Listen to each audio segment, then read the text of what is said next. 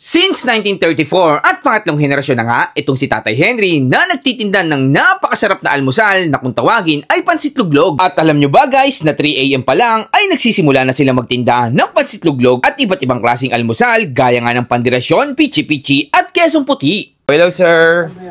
Sir, ano pong tinda nyo? Pansit luglog ho ito. Pansit luglog po. Ayan po ba yung parang palabok sir? Yes. Yes po. Magkano naman po yung isang order? Isang order ro nito, 30 pesos lang po. So, 30 pesos lang. Gano'n na kayo katagal, sir, nagtitinda ng pansit luglog? Ito pong aming luglugan, since 1934 pa ho ito. Ang tagal Bali na. ako, third generation ho ako. Third generation? Yeah. Ano pong pangalan, sir, nung pansit luglog nyo? Yung store nyo po, anong pangalan? Ito po, Nana Helings po ito. Nana Helings. Yun po yung mother nyo, sir? Yun ang mother ko. Ang tagal lola na. ko naman, yung si Lola Tinay, kung tuwagin nila. Apo. Yun naman yung talagang Yun yung pinakauna talaga, Yeah. sir. Sir, anong oras kayo nagbubukas dito, sir? Kami nag-start kami ng 3 o'clock hanggang 10 o'clock. 3 AM to 10 PM, Yeah. to 10 AM. Hanggang Gano'n, 10 araw-araw. Sir, ba't madaling araw po yung tinda nyo?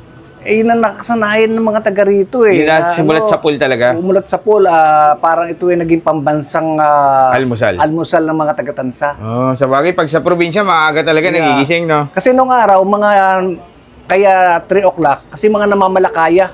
Kung tuwagin ng mga namamalakaya, yung mga nanguhuli na isda, Apo. pagkatapos nila manghuli na isda, Diretso dito, diretso almusal. sa mga kainan.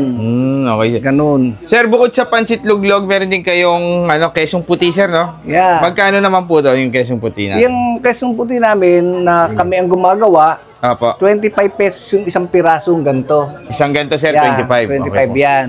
Tapos meron din tayong pichi-pichi, sir. Yeah. Magkano naman, sir, yung pichi-pichi? Yan, 20 pesos naman yan, isang 20 ganyan. pesos. Hindi, may nakita rin ako, sir, dito. Ito, Ano naman po? ang aming pandirasyon.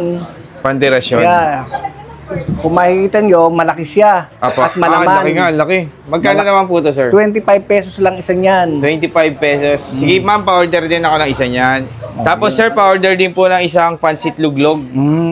Tsaka isang kesong puti, masubukan po. Ito. Salamat po. Sir, anong location nyo dito, sir? Yung ano nyo? Kami po ay Barangay Biwas.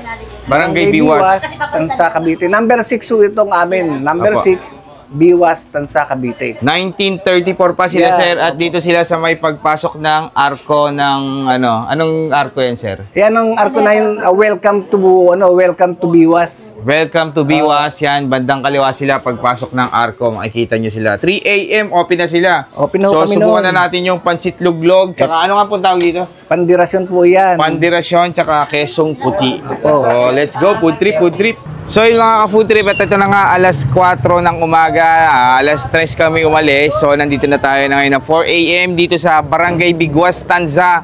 Dito kay Nanay Heling, pansit luglog, guys. So, si Nanay Heling, guys, siya yung mother ni Tatay Henry. So, yun yung nagtitinda ngayon, yung anak na third generation na since 1934 pa sila nagtitinda ng pansit luglog dito. So, guys, ito, 3 AM sila nag-i-start and then hanggang 10 AM. So pagpasok mo ng arko ng Barangay Biwas, nandito sila sa left side banda, makikita nyo. So tikman natin guys yung kanilang pansit luglog kung tawagin. Pero sa atin kasi sa mga taga Manila, ito ay palabok, di ba? Tama, palabok.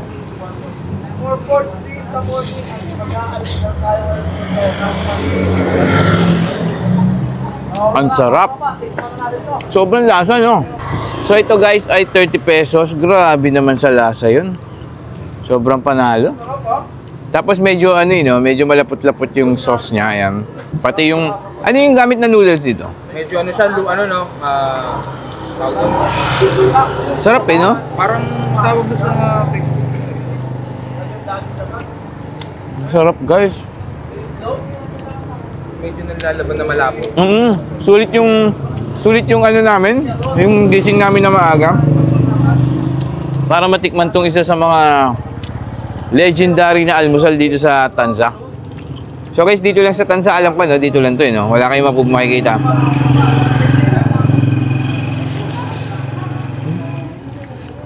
Mauubos ko na.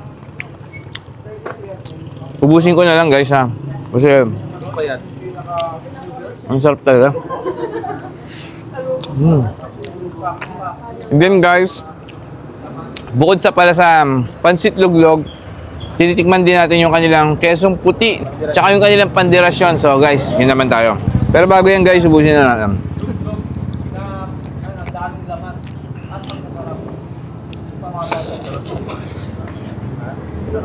Salamat ah. Nasarapan po kayo sa